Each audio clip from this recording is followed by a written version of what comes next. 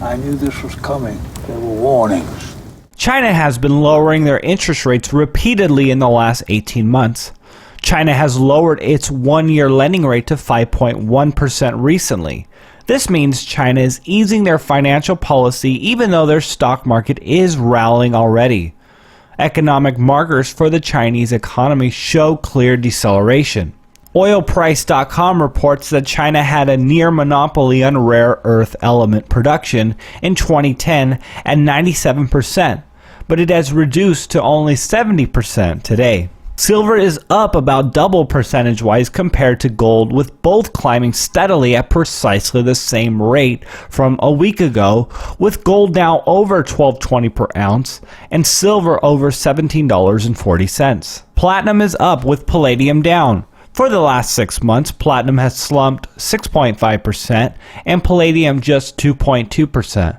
Whereas both gold and silver were up for the same time frame. The U.S. stock markets rallied Thursday, the Dow Jones closing just 36 points shy of a new all-time high, and the S&P 500 actually making a new closing high.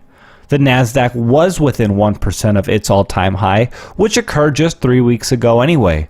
This kind of action does not make sense with the fundamentals, like the approaching debt crisis in the U.S. Teetering on a default that would reverberate across the $3.6 trillion municipal bond market, the government is rushing to complete a restructuring deal before a $416 million payment coming due July 1st that could force a shutdown. To avoid this, they want to raise taxes instead of cutting spending. Puerto Rico has a debt load of around $72 billion, nearly 3/4 of their GDP. Over the last 5 years, the island of just 3.7 million people has closed 150 schools because of the crisis. The government warns it may have to close up to 600 of the remaining 1,500 schools by next year. Their population is actually down 8% in the last 15 years. Puerto Rico, being a territory of the United States, is just an example of the larger problem the U.S. government is facing. U.S. bond yields hit a 6-month high at over 3% for 30-year bonds. Wednesday, we reported that Greece took extraordinary measures to make their latest IMF payment. Now we look to June 5th and 12th for when the musical chairs game could come to an end. June 5th is also the next OPEC meeting. We expect no major cuts. Oil is now $60 a barrel for WTI and $67 for Brent crude.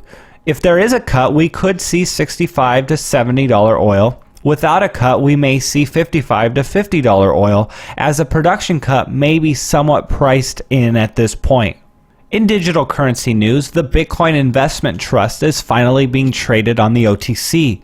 The current price is $45 for a share of GBTC, which is supposed to represent 1/10 of a Bitcoin unit. This would price Bitcoin at nearly twice the current value.